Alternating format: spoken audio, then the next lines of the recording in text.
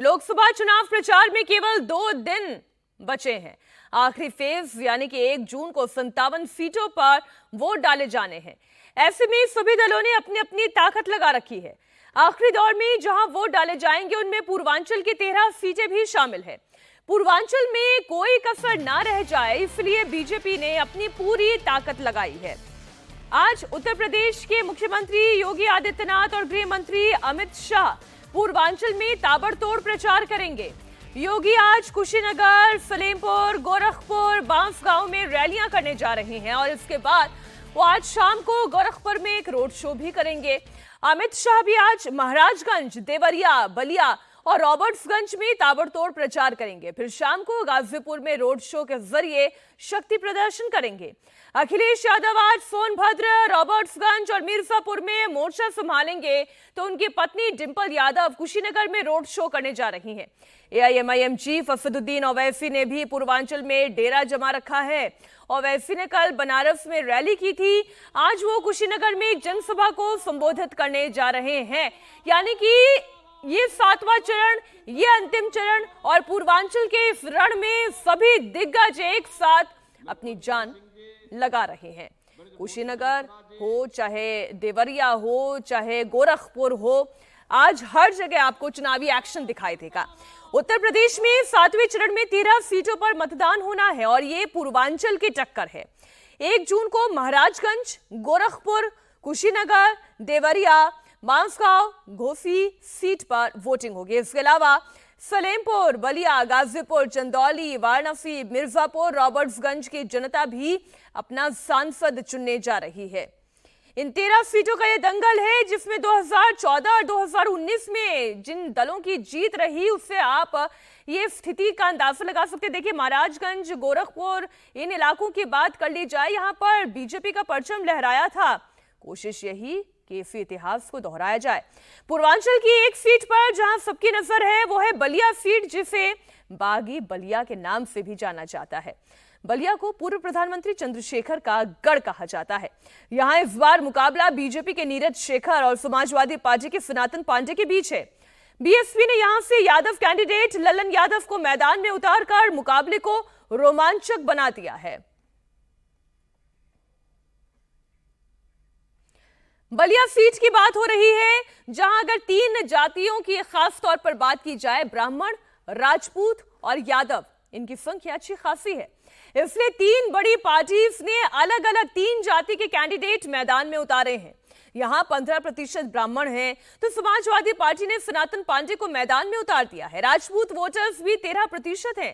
पूर्व प्रधानमंत्री चंद्रशेखर के बेटे नीरज शेखर जो बीजेपी के कैंडिडेट है वो भी इसी बिरादरी से आते हैं। 12% यादव हैं।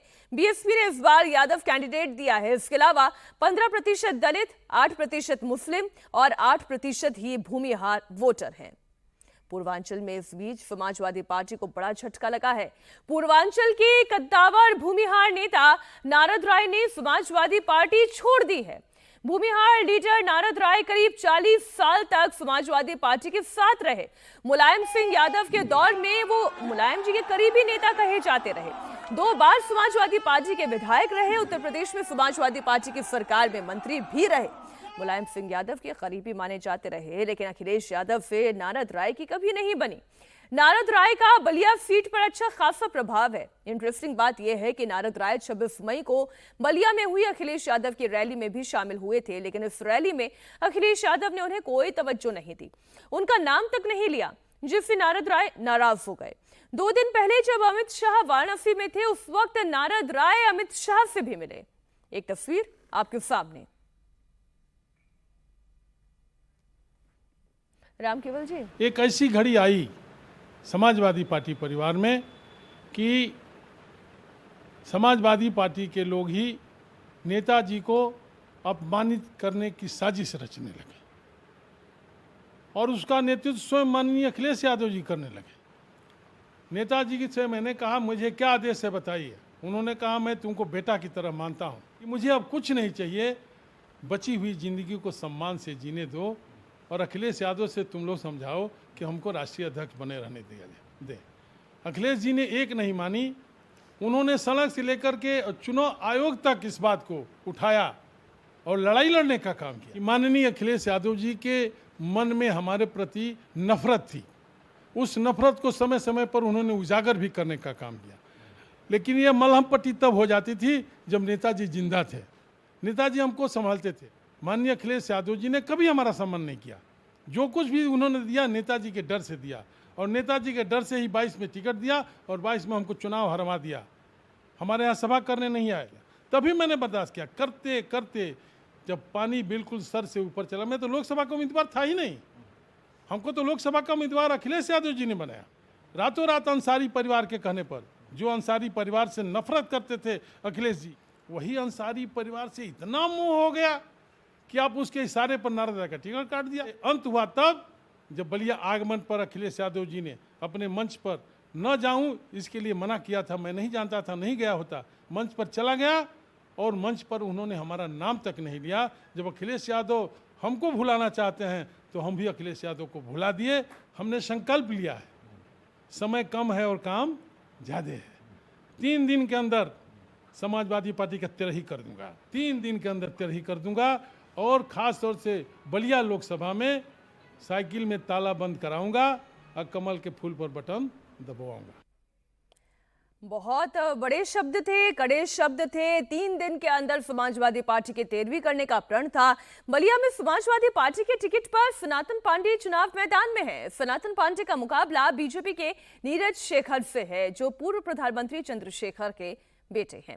नारद राय की समाजवादी पार्टी छोड़ने पर सनातन पांडे का रिएक्शन भी आया।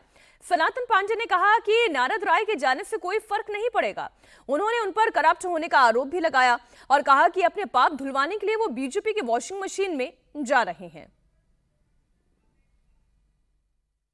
नारद राय हैं, पूर्व मंत्री हैं, वो नाराज हैं। उनके नाराजगी से बीजेपी में झुकाव दिख रहा है, मुलाकात हो रही है, सोच सकता है बीजेपी ज्वाइन कर लें।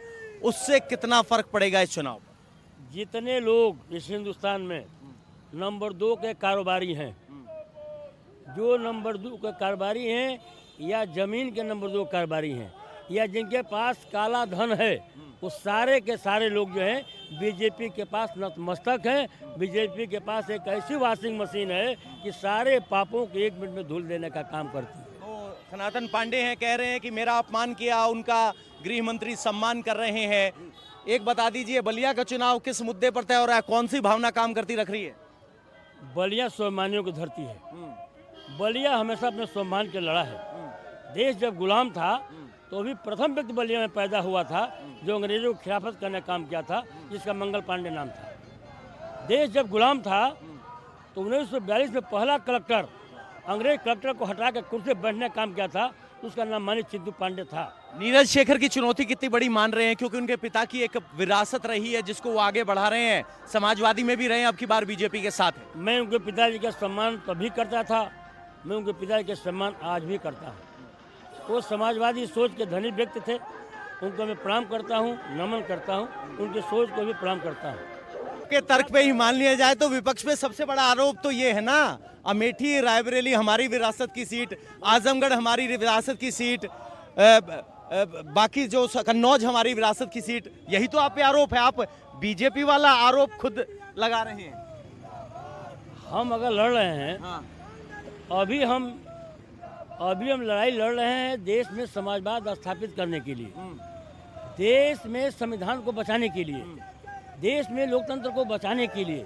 इसमें मेरा पूरा परिवार मेरे साथ आ जाए तो सबसे बढ़िया है और सबसे शुभ बात होगा कि इस लड़ाई में हम सत्ता में नहीं हैं, हम विपक्ष में हैं, तो हमारा पूरा परिवार मेरा साथ दे रहा है, ये तो बड़ी खुशी की बात है। लेकिन जो सत्ता में लोग हैं उनको क्यों इस चीज़ सता रही है, क्या उनका बेटा नहीं तो बलिया का 18 लाख जनता भी नहीं। तो कह रहे हैं कि समाजवाद और संविधान को बचाने की लड़ाई बलिया में है और सनातन पांडे अपनी जीत को लेकर आश्वस्त। बलिया के बीजेपी उम्मीदवार नीरज शेखर ने नारद राय के फैसले को सही ठहराया। नीरज शेखर खुद लंबे वक्त तक समाजवादी पार्टी में रहे हैं। नीरज शेखर ने कहा कि जो दर्द नारद राय का है वही दर्द उनका भी है। समाजवादी पार्टी में किसी नेता का सम्मान नहीं है। उन्होंने कहा कि जिस पार्टी में सम्मान ना हो, नेताओं की चाटुकारिता करनी पड़े, वहां रहना किसी के लिए भी मुश्किल है। बीजेपी इकलौती पार्टी है जहां कार्यकर्ता से लेकर नेता तक सबका सम्मान है। राष्ट्रहित के काम में सब लगे हैं। नीरज शेखर ने कहा कि अब दूसरी पार्टी के नेताओं को भी ये बात समझ में आ रही है कि उनका भविष्य किस पार्टी में सुरक्षित है, इसलिए अब लोग इन्हीं पार्टियों से छुटकारा चाह रहे हैं। पार्टी जो पुरानी पार्टी थी अपना रास्ता भटक गई, मुझे ये लगता है। और दूसरा, जहाँ सम्मान नहीं होगा वहाँ आदमी रहना नहीं चाहता। आत्मसम्मान भी एक चीज़ होती है। तो मुझे लगता है जो सम्मान यहाँ भारतीय जनता पार्टी में मिला है, आप किसी नेता के चक्कर नहीं लगाने हैं आपको। यहाँ पर विचारधारा पे काम होता है, देश हित में काम होता है और उसके लिए सब लोग संकल्पित हैं और सब लोग काम कर रहे हैं। तो यहाँ 5 साल हो गए, मुझे अभी नहीं आया, 5 साल हो गए जो पार्टी में पूरे देश में घूमा हूँ। जिस संकल्प के साथ इस पार्टी में लोग काम करते हैं वो और पार्टियों को सीखना चाहिए उससे। ज़्यादातर क्या, मैं तो कहूँगा 80-90% लोग भारतीय जनता पार्टी के हैं। वो भी समझ गए हैं कि देश हित में कौन काम कर रहा है। तो ये लोगों को दिख रहा है कि उनका भविष्य कहाँ पे है, उनके बच्चों का भविष्य कहाँ पे है। तो मुझे पूरा विश्वास है और दिख रहा है मुझे कि जो विपक्ष में भी हो उनका मन अब भारतीय जनता पार्टी की तरफ है। मुख्तार अंसारी की मौत के बाद गाजीपुर में इस बार जंग दिलचस्प है। बीजेपी ने मनोज सिन्हा के करीब रहे पारसनाथ राय को ही मैदान में उतार दिया है। वहीं समाजवादी पार्टी ने मुख्तार अंसारी के भाई अफजाल अंसारी को टिकट दिया। मायावती ने गाजीपुर से राजपूत कैंडिडेट उमेश सिंह को टिकट दिया। अब आपको गाजीपुर का जातीय समीकरण समझाती हूं। गाजीपुर में सबसे ज्यादा दलित और यादव वोटर हैं। दोनों की संख्या करीब 5-5 लाख है। इसके बाद 3.5 लाख मुसलमान आबादी है जो हार और जीत तय करते हैं। गाजीपुर में 2.5 लाख कुशवाहा हैं तो 2 लाख राजपूत है और करीब 1.5 लाख भूमिहार वोटर्स अहम भूमिका निभाते हैं। पूर्वांचल की एक और सीट घोसी जो इस बार हॉट सीट बनी हुई है। बीजेपी ने इस सीट पर अपने सहयोगी दल सुहेल देव भारतीय समाज पार्टी के कैंडिडेट को उतारा है। एसबीएसपी ने ओपी राजभर के बेटे अरविंद राजभर को मैदान में उतारा। समाजवादी पार्टी ने भूमिहार राजीव राय को टिकट दिया। वहीं मायावती ने बालकृष्ण चौहान को मैदान में उतारा। घोसी सीट पर दलित और मुस्लिम मतदाता हार जीत तय करते हैं। घोसी सीट पर 5 लाख दलित और करीब 3.5 लाख मुसलमान वोटर्स हैं। इसके बाद करीब 2.5 लाख यादव, 2,30,000 चौहान और राजपूत और ब्राह्मण करीब 1,80,000 के आसपास है। मिर्जापुर की ही बात कर लें। पूर्वांचल की एक और सीट मिर्जापुर, जहां पर एनडीए का सहयोगी अपना दल चुनाव लड़ रहा है।